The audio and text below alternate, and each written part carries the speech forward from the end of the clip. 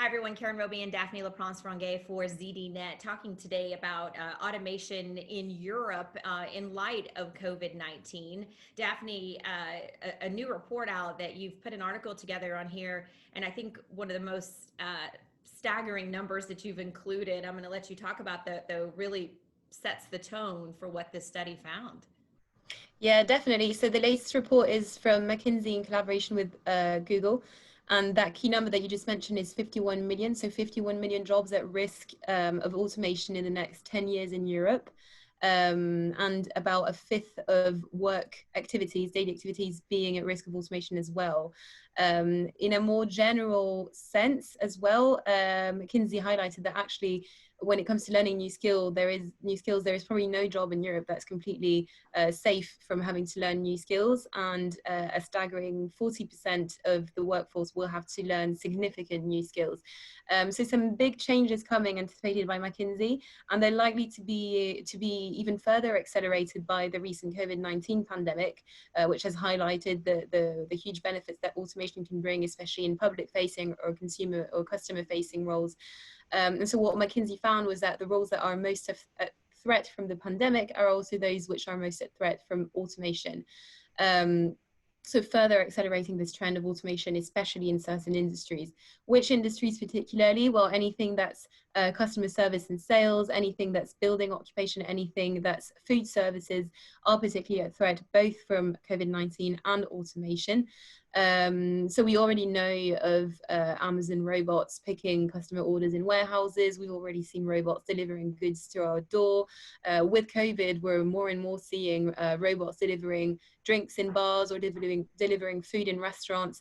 So it can only be expected that we're going to see more and more of this type of automation and technology, especially in those industries that are being hard hit by the pandemic. Yeah, change, a lot of big change, Daphne, coming our way for sure. What about, in certain industries that we are reading about growth though too? Is there anywhere we're seeing growth that could possibly make up for this difference here of what will be automated? Yes, definitely. So there is, obviously the numbers feel quite important and impressive, and it's easy to sort of fall into the narrative that robots will take over our jobs. But actually what the report also shows is that job growth in other industries will lead to up to 6 million workers needed in Europe in 2030. So Europe might be actually short of workers in 2030 as a result of job growth. So that's the case, of course, in technology industries and in STEM-related industries, but not only. As manufacture and agriculture decrease and become less important in Europe, service-related jobs will grow. And the narrative around that is that robots will sort of take the more boring, mundane, repetitive, sometimes dangerous even tasks of these jobs and free up space for workers to focus on things such as management or teamwork or creativity and things like that. So McKinsey, in fact, expects that the demand for socio and emotional skills will grow by up to a third. So those are jobs in things like teaching or education in general or healthcare. So all those sort of interactive jobs that robots aren't very good at doing will grow and eventually compensate for the number of jobs that are at risk of automation. So in that sense, the number doesn't seem that scary anymore, and there is still a lot of job growth to be expected for workers.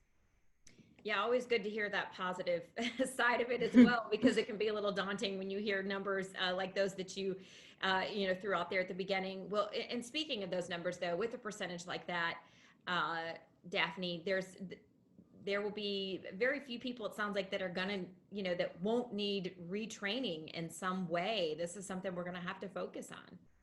Definitely. So as I said, there's about a fifth, 22% to be exact, of work activities that will be automated. And what that means is that employees will be spending more and more time doing tasks which they don't necessarily have the skills for to start with. So that means that companies will have to be setting up reskilling schemes